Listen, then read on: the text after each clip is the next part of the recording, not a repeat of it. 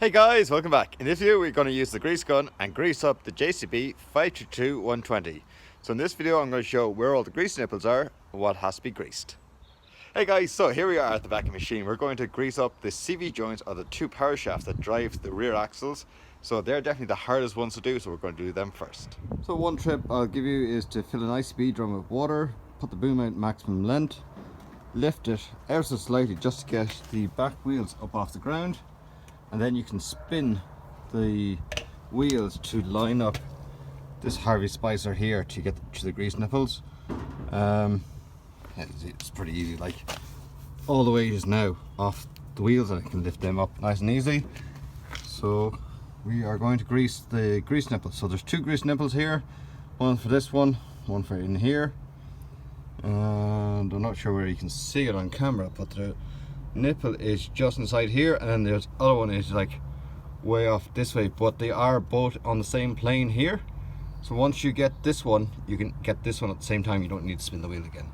Okay, just sort of zooming in, and you can see the top of the grease nipple just there, and of course the other one is way off in here. So we will grease this one first, get to the one we can grease, and then we'll do the opposite side afterwards.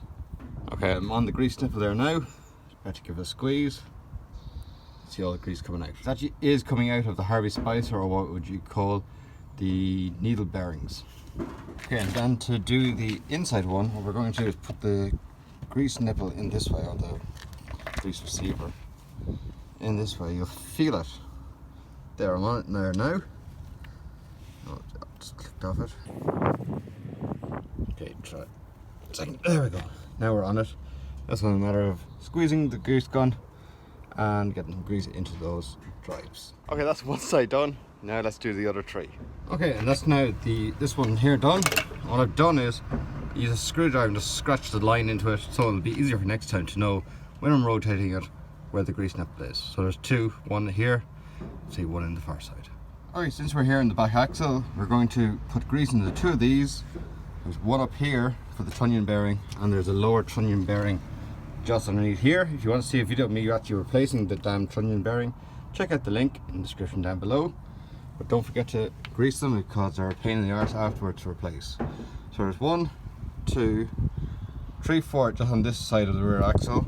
There's this one here. There's one on the opposite side of this. It doesn't really matter too much if you don't grease that one because it doesn't move very much. But this one here does move a lot more.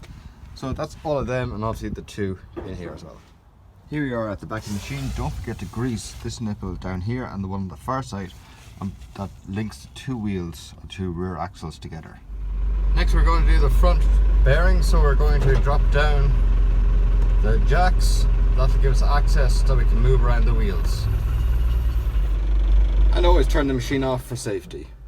So here we are at the front of the machine with the jacks down. Come in here. That's the exact same as the rear, so we have marked it with a line. You can kind of just about see the grease nipple just there. Use a screwdriver to clean out everything as you go along. So one here, one on the far side, top trunnion, bottom trunnion, and that's it. On to the other side. So as we walk around the machine, don't forget to give it a grease. I throw 2 or 3 shots of grease into that one and into that one, and we keep moving around. We'll do the same on this side. Jacks have to be greased, and we're going to turn the steering wheel and go in there next. Okay, rather than showing you the exact same thing, I'm here underneath the machine. There's a grease nipple there, and then on the front there's a grease nipple on that bar and on the opposite bar. I think it's the same on the rear as well. So now that we're on the machine and we're greasing everything, we may as well do the drive shafts.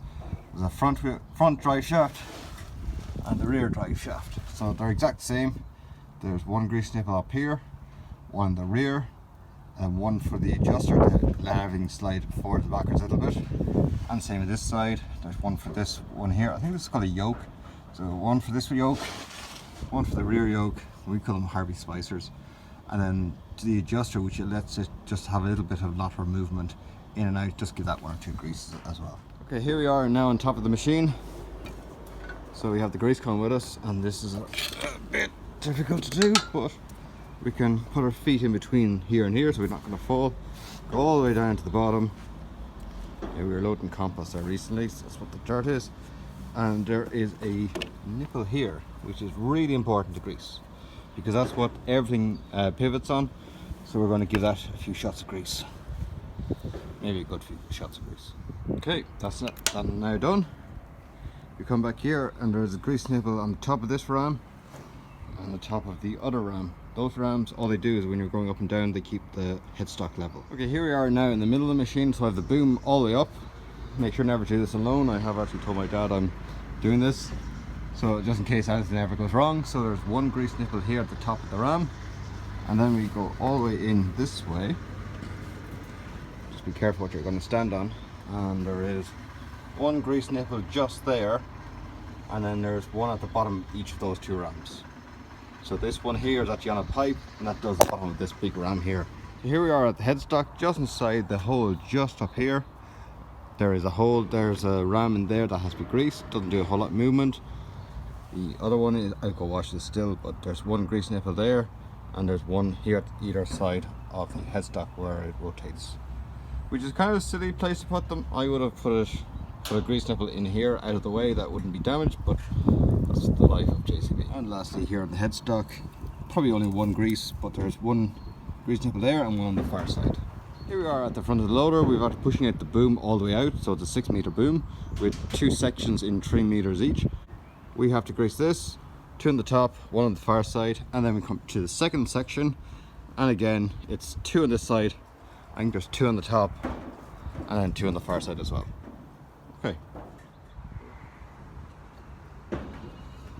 Okay, so that's the boom all greased up. So you don't have to do a fantastic job, just smear a bit everywhere, because as it goes in and out, the slides will rub it up and down on the boom, and it'll all be greased up afterwards. So I've done the headstock, the boom, all the drives, everything underneath the machine, so it's all ready to do some more work. So if you like this video, why not give me a thumbs up, comment down below, have you greased all of your drive shafts? Because they're so easy to forget about. Anyway, thanks very much for watching. Don't forget to rate, comment and subscribe. I'll see you next time.